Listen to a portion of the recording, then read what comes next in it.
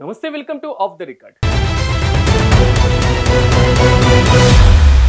10 ఏళ్ల సుదీర్ఘ పాలన తర్వాత రాష్ట్రంలో ఆ పార్టీ పట్టుకోల్పోయిందా? మరీ ముఖ్యంగా ఆ జిల్లాలో పార్టీ పరిస్థితి దారుణంగా మారిందా? జిల్లాలో క్యాడర్ను ముందుకు నడిపించేటువంటి నాయకుడే కరువయ్యారా? ఇంతకు ఆ జిల్లాలో పార్టీలో చీలికలు తెచ్చిందెవరు? Let's watch.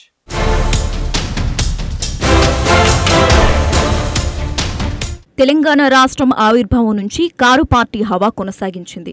అన్ని పార్టీల నుంచి నాయకులంతా వచ్చి కారు పార్టీలో చేరిపోయారు. 9 ఏళ్ల పాటు సుదీర్ఘంగా పాలన సాగించింది బీఆర్ఎస్. ఇక్కడి వరకు అంతా బాగానే ఉంది. ఇక 2021లో ఎమ్మెల్సీగా తాతా మధు గెలిచిన తరువాత పార్టీ అధినేత కేసీఆర్ అతనికి ఖమ్మం జిల్లా పార్టీ అధ్యక్ష పదవికి బాధ్యతలు అప్పచెప్పారు. అప్పటి నుంచి పార్టీ కార్యక్రమాలన్నీ అధ్యక్ష హోదాలో ఆయనే చూసుకుంటూ వస్తున్నారు. జిల్లా నుంచి మంత్రిగా బాధ్యతలు నిర్వహిస్తున్న పువ్వాడ అజయ్ ఖమ్మంలో జరిగే ప్రతి కార్యక్రమాన్ని దగ్గరుండి చూసుకోవటం, ఎమ్మెల్సీగా ఇటు జిల్లా పార్టీ అధ్యక్షుడిగా ఉన్న తాతా మధుకు ప్రాధాన్యత ఇవ్వకపోవడంతో ఇద్దరి మధ్య వైరం ఏర్పడిందట.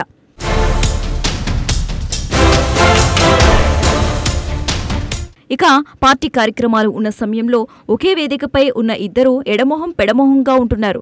దీంతో 2023 అసెంబ్లీ ఎన్నికల్లో బీఆర్ఎస్ పార్టీ ఖమ్మం నియోజకవర్గం నుంచి పువ్వాడ అజయ్ కుమార్ ఓటమికి ప్రధాన కారణం అయిందనే అనుమానాలు కూడా వ్యక్తమయ్యాయి. ప్రధానంగా కమ్మ సామాజిక వర్గం నుంచి ఉన్న ఇద్దరు నాయకుల మధ్య వైరంతో పార్టీకి తీరని లోటు మిగిల్చినట్లు అయ్యింది. ఎన్నికల ముందు పువ్వాడ అజయ్ మీద పెద్ద సారుకు ఫిర్యాదులు కూడా చేశారట. ఈ గ్రూప్ రాజకీయాలతో ఉన్న ఒక్క సీటు కూడా బీఆర్ఎస్ పార్టీ కోల్పోయింది.